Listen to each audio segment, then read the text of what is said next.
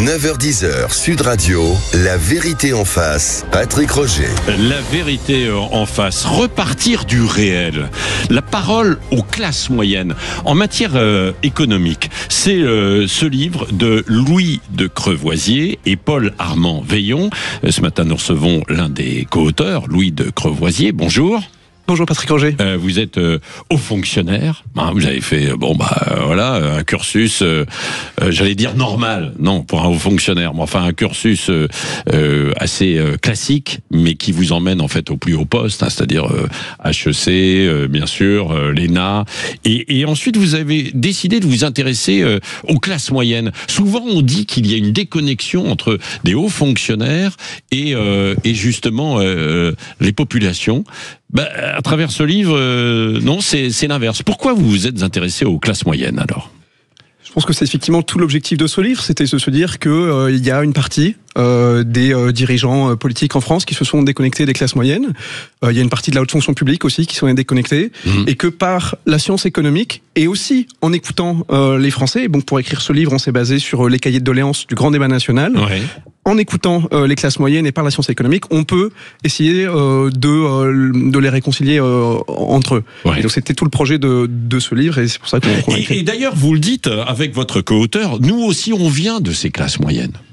Voilà, on vient, donc on connaît. Non mais c'est vrai, c'est important quoi, bien sûr, parce que si on est dans des hautes sphères par tradition entre guillemets familiale, etc. On va pas taper dessus, hein, bien sûr, mais on peut être déconnecté. Alors que vous, justement, vous avez encore cet appui sur le réel, quoi, non ? Je dirais que c'est aussi. Vous avez raison, c'est aussi le reflet de nos parcours de vie. Moi, j'ai grandi quand j'étais enfant en Lorraine, par exemple. Ouais. Pour autant, nous, le message qu'on essaye de faire passer aussi, c'est de ne pas opposer les classes moyennes aux élites ou les classes populaires aux élites, et au contraire, tout le message de ce livre, c'est de dire qu'il faut plus de mobilité sociale, et pour ça, arrêter d'opposer, comme le font certains partis, les Français entre eux. Oui, les Français entre eux. Alors, ce qui est intéressant, c'est qu'il y a 25 propositions à la fin, par chapitre, sur un plan économique, pour faire repartir la France. Et ce que vous dites, c'est que finalement, ce qui est essentiel dans une vie, normalement, c'est de trouver un travail, de pouvoir se payer un appartement, enfin un loyer ou une maison, bien sûr, de manger correctement pour pas trop cher, de pouvoir s'habiller, etc.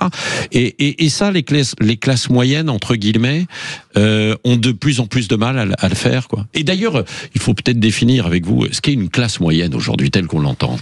C'est une très bonne question. Il n'y a pas de définition, on va dire, classique, académique, et souvent on dit que c'est les 50% du milieu, en termes de revenus par exemple. Pour autant, nous, ce qu'on a essayé de faire pour ce livre, c'est de repartir pour les définir de leurs aspirations. Et donc on les définit par leurs attentes.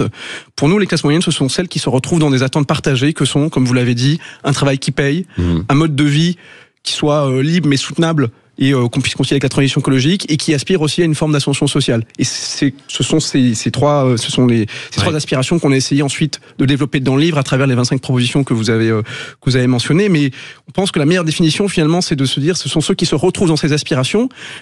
Et je le disais tout à l'heure, pour écrire ce livre, on est parti des cahiers de doléances, du grand débat national. Finalement, comme vous venez de le dire, finalement, ces aspirations, nous, la conclusion qu'on en a tirée, c'est que les attentes des classes moyennes ne sont pas déraisonnables, elles ne sont pas irréalistes. Et au contraire, les classes moyennes, on pense, ont des attentes raisonnables auxquelles la science économique permet de répondre sans tomber dans la démagogie et le populisme. Et c'est tout le projet de ce livre. Oui, c'est vrai. Et alors, quand même, sur un plan financier, parce que souvent, il faut être très concret.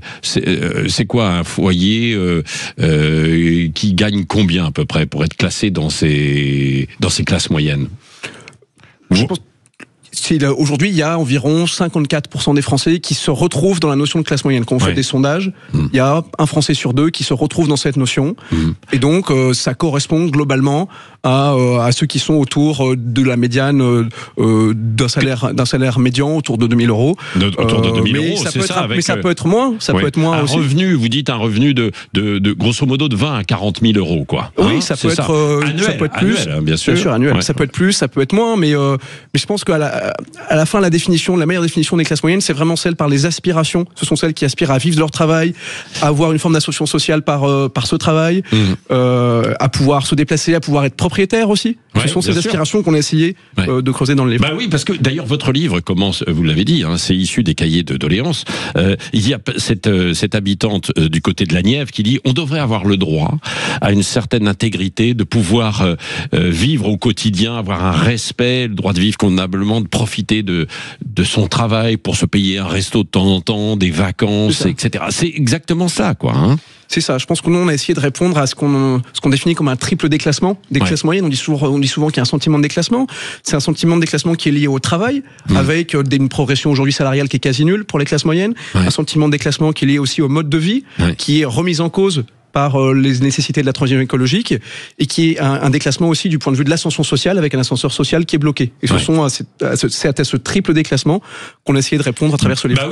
La transition écologique que vous évoquez, qui telle qu'elle est souvent imposée entre guillemets par Paris, puisque c'est souvent des décisions Paris ou l'Europe d'ailleurs, où les classes moyennes ont l'impression qu'on leur tape dessus, parce que une voiture électrique, personne n'est opposé à s'acheter en fait une voiture électrique, mais sur le fond, mais dans la réalité, c'est beaucoup plus cher, quoi. Et... Ça, c'est un point qui est très intéressant, et nous, ce qu'on a retiré de la lecture de milliers de contributions au grand débat national, c'est que, contrairement à ce qu'on pense souvent, les classes moyennes ne sont pas climato-sceptiques. Bien au contraire, quand vous lisez le grand débat national, elles veulent et elles aspirent à ce qu'il y ait une intervention publique en faveur de la transition écologique. Cependant, et c'est le point qu'on souligne, elles souhaitent que l'intervention publique en matière de transition écologique, elle soit cohérente, et donc elles ne comprennent pas, par exemple, pourquoi l'aérien, le transport maritime sont moins taxés que les voitures, et elles souhaitent aussi que cette intervention publique soit équitable. Et donc elles ne comprennent pas des mesures qui vont défavoriser davantage les habitants des petites villes, des villes moyennes, par rapport aux ménages aisés des métropoles, et c'est tout le débat qu'on a aujourd'hui, par exemple, sur les zones à faible émission, les ZFE. Oui, absolument, les ZFE, où effectivement certains se retrouvaient pénalisés, ne pourraient plus prendre leur voiture pour aller dans les grandes agglomérations. Bien sûr, même si ce projet va être probablement enterré, revu et corrigé, en tout cas. Allez, nous poursuivons dans un instant avec vous, et on va aller sur les propositions, des solutions, parce que c'était particulièrement intéressant, issu de votre livre, Repartir du réel, aux éditions de l'Observatoire. Vous pouvez réagir aussi, 0826 300 300. Vous avez entendu ce que vient de dire Louis de Crevoisier. Est-ce que vous êtes d'accord? Est-ce que vous vous sentez, vous, justement, issu de cette classe moyenne? Est-ce que vous avez des difficultés? Est-ce que vous avez des solutions, des idées? Eh bien, appelez-nous. La vérité en face, c'est jusqu'à 10h sur Sud Radio. 9h-10h, Sud Radio, la vérité en face, Patrick Roger. La vérité en face, repartir du réel. La parole aux classes moyennes, c'est ce que nous voyons ce matin dans la vérité en face, avec Louis de Crevoisier, haut fonctionnaire, qui a écrit ce livre, co-écrit ce livre. C'est intéressant qu'un haut fonctionnaire s'intéresse aux classes moyennes, parce que souvent, on le disait tout à l'heure en début d'émission, et on estime qu'il y a souvent un décalage. Alors, il y a 25 propositions très intéressantes, très concrètes dans votre livre. On va les voir tout à l'heure, notamment comment faire pour que le travail paye, plus que à travers les prestations, c'est souvent ce que l'on dit, la fiscalité, comment se loger, comment se déplacer et tout, comment consommer. Et consommer, d'ailleurs, c'est intéressant parce qu'il y a tout le débat là en ce moment avec les tarifs douaniers imposés par les Américains, et c'est ce que vous dites, quoi. Il faut qu'on renoue chez nous aussi avec ce que l'on peut fabriquer en France et en Europe, quoi, en quelque sorte, C'est effectivement tout le débat qu'on a observé hier aux États-Unis. Je pense que ce qu'on a observé hier, c'est la fin de la mondialisation heureuse. Et finalement, ce sujet, les annonces qui ont eu lieu, ça montre que les bienfaits absolus du libre-échange que les économistes ont défendus pendant des années, finalement, n'étaient pas aussi défendables qu'on le croyait. Et donc, pour les classes moyennes, notamment. Pour les classes moyennes, avec la crise sanitaire, on a découvert que le libre-échange avait contribué au déclin industriel du nord de la France, avait contribué à l'effondrement du made in France, avait contribué également à une perte de souveraineté sur la production de biens critiques, comme les médicaments ou les batteries. Oui, mais alors certains vous diront, libre-échangiste, c'est ce qui a permis à tout le monde d'accéder à beaucoup de produits qui étaient moins chers parce que fabriqués dans des pays, alors ça peut être dans l'Est de l'Europe à un moment donné, mais c'était aussi en Asie, pour tout un chacun d'avoir son téléphone portable, d'avoir sa machine à laver, ses écrans de télé qui sont moins chers qu'auparavant, etc., quoi. D'autres biens, non? Et c'est la raison pour laquelle il faut mettre en balance les gains monétaires de l'échange, les gains non monétaires, comme par exemple la souveraineté. C'est la raison pour laquelle on propose dans notre ouvrage une stratégie de réindustrialisation qui soit sélective, ciblée, en Europe sur des biens critiques pour notre souveraineté, mais qui aussi bénéficient aux classes moyennes. Par exemple, les véhicules électriques. Et on l'a vu l'an dernier, la Commission européenne a remonté les droits de douane sur les véhicules électriques chinois. Bah oui, nous-mêmes on l'a fait. C'est-à-dire ce que fait Donald Trump. Mais de manière plus sélective que le le font les États-Unis. Plus sélective. Oui. Et notamment pour faire face à des pays qui nous font une concurrence déloyale. Oui, absolument. Sauf que c'est vrai aussi que pendant des années, notre balance commerciale était plutôt excédentaire, c'est-à-dire qu'on vendait plus qu'on achetait. Nous-mêmes, on a bénéficié de tout cela aussi, la France, quoi. Bien sûr, les classes moyennes ont été quand même gagnantes, il faut pas le nier, du libre-échange et de la baisse des droits de douane pendant des années, avec, comme vous l'avez dit, des gains monétaires aux échanges. Aujourd'hui, on voit bien, et je pense que les classes moyennes y sont attachées, on l'a vu avec la crise sanitaire, qu'il faut rééquilibrer un peu cette balance. Louis de Crevoisier, il y a une question fondamentale que se posent beaucoup de gens souvent, c'est que le travail doit payer. Et il doit payer pour qu'on vive correctement. Certains se disent finalement que je travaille pas, j'aurais quasiment la même chose. Alors c'est souvent évidemment exagéré ça, mais c'est vrai. Donc comment peut-on faire? Quelles sont les solutions? Parce qu'on a beaucoup de charges évidemment, et donc c'est pour ça que finalement il y en a un petit peu moins à la fin du mois, quoi. Évidemment, le travail c'est le premier chapitre de notre ouvrage et ça n'est pas un hasard. C'est la première aspiration des classes moyennes, avoir un travail qui paye. Pour ça, comment faire? Alors il y a des propositions qu'on essaie de développer que vous avez probablement déjà entendues. Baisser le coût du travail, accroître le partage de la valeur, mais il y a une proposition qui nous semble plus originale, qui est celle d'un bouclier salarial qu'on développe dans notre ouvrage et qu'on propose. Oui, c'est vrai. Qu'est-ce que le bouclier salarial? En France, il se trouve que quand vous êtes proche du SMIC et que vous allez travailler quelques heures de plus, vous allez vouloir travailler un peu plus, par exemple 8 heures de plus, la forte diminution des aides sociales va faire que, au total, votre revenu va augmenter d'une seule heure. Et donc, vous n'êtes pas incité à travailler plus. Et l'aspiration centrale des classes moyennes, c'est que le travail paye plus, mais plus que l'inactivité. Et donc, le bouclier salarial que l'on propose, c'est quoi? C'est faire en sorte que quand vous travaillez davantage de temps, et par exemple 8 heures, vous soyez payé au moins 50% au total de plus qu'avant. Et donc, si vous travaillez 8 heures de plus, vous serez payé au moins au total 4 heures de plus, ce qui n'est pas le cas. C'est le fameux travailler plus pour gagner plus. C'est la logique, finalement, on s'est inspiré de la logique du bouclier fiscal qu'avait adopté en son temps Nicolas Sarkozy pour protéger les plus riches. On l'a renversé pour en faire un bouclier salarial pour protéger les classes moyennes. Et vous dites une baisse générale aussi de 25 milliards d'euros des cotisations sociales. Alors on dit, d'accord, mais qui va payer en fait à la place? Comment faire? Je pense qu'aujourd'hui, il y a une attente partagée de baisse du coût du travail et on n'a pas le choix de le faire. La question, comme vous le dites, c'est comment on finance une telle mesure. Ça coûterait plusieurs dizaines de milliards d'euros au minimum pour le faire. Donc nous, ce qu'on propose, c'est 2 pistes pour cela, qui soient équitables, parce que nos finances publiques sont contraintes. On ne peut pas se permettre de diminuer les cotisations sociales sans augmenter en contrepartie d'autres impôts. On propose pour cela d'accroître les taux réduits de TVA qui bénéficient notamment aux plus aisés, c'est le cas des taux de TVA sur la restauration et l'hôtellerie, et également de taxer ce qu'on appelle... vous allez avoir une levée de bouclier des restaurateurs. Bien sûr. Oui, parce que eux-mêmes disent, attendez, on n'y arrive pas, etc. Et de taxer également ce qu'on appelle les revenus communicants. Ce qu'on appelle également les revenus non distribués des plus riches, c'est-à-dire les revenus qui sont placés dans les holdings. Et donc à travers ces deux sources de revenus, sans les taxer excessivement, et en particulier, comme vous l'avez dit, pour la restauration, l'hôtellerie, etc., on a les moyens de financer davantage et on va dire de baisser le davantage du coût du travail. On va dire vous imposez davantage encore de taxes aussi. Je pense qu'aujourd'hui l'attente principale elle est de baisser le coût du travail, mais il y a baisser le coût du travail, mais il y a aussi faire en sorte que le travail paye plus que l'inactivité. C'est la proposition que je développais juste avant. Il y a aussi le partage de la valeur qu'il faut développer. Et on fait une proposition aussi en ce sens pour simplifier aujourd'hui le maquis de dispositifs de partage de la valeur qui existe en France, d'intéressement, de participation, pour le simplifier et faire en sorte qu'il bénéficie bien davantage aux salariés au bas de l'échelle. Et bon, alors il y a ces propositions autour du travail qui doit mieux rémunérer. Il y a aussi se loger. Comment faire? Parce que c'est l'un des sujets essentiels dans notre société, quoi. C'est-à-dire se loger, et on l'a vu depuis 20 à 25 ans, les prix ont flambé, ont augmenté. Comment faire alors?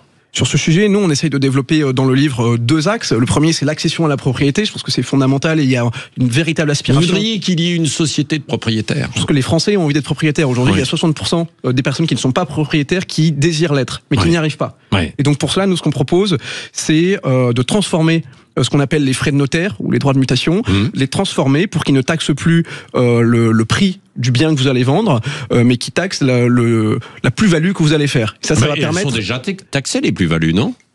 Pas par les frais de notaire qui taxent le prix d'acquisition et qui contribuent à verrouiller le prix du logement. Et d'ailleurs, je souligne que lors de la dernière loi de finances, on a par ailleurs augmenté ces frais de notaire qui contribuent à verrouiller l'accession à la propriété. Donc ça, c'est le premier axe. Point, bien et sûr. le deuxième axe, c'est de se dire que c'était une attente qui était fortement exprimée lors du grand débat national, que on sait qu'il faut construire, on a un déficit de construction, on a une crise de la construction, mais on sait aussi, et on ne le fait pas assez, qu'il faut réhabiliter, et notamment réhabiliter les centres-villes, des villes moyennes, des petites villes qui ont été désertées par les classes moyennes, par les services publics aussi, et il faut donc essayer de réhabiliter davantage dans les centres-villes, et ça, la puissance publique peut également y participer en réorientant. Comment ? Alors, il faut réorienter un peu les aides, quoi. C'est ça, les incitations, quoi. Il y a certaines aides qu'on peut réorienter pour les centrer davantage sur la réhabilitation. Mais vous ne tirez pas une balle dans le pied, là, parce que vous dites qu'il faut supprimer des niches fiscales. Ça fait partie des niches fiscales, ça, bien souvent, les incitations à l'immobilier. Je pense qu'effectivement, il y a une question de clarification de la politique du logement dans son ensemble. On sait qu'il y a, comme vous l'avez dit, des niches fiscales qui sont efficaces dans la politique du logement, mais justement, c'est aussi l'occasion de les réorienter pour certaines, d'en supprimer pour d'autres, mais d'aller aider véritablement ce qu'on veut faire, savoir aussi ce qu'on veut faire, et notamment réhabiliter bien davantage qu'on ne le fait aujourd'hui. C'est une aspiration vraiment très forte qui ressortait du grand débat national en 2018. Oui, absolument. Et alors, je rappelle que votre livre, c'est issu notamment des cahiers de doléances. Vous êtes allé piocher, en fait, dedans. On n'a pas suffisamment suivi ces cahiers de doléances, non ?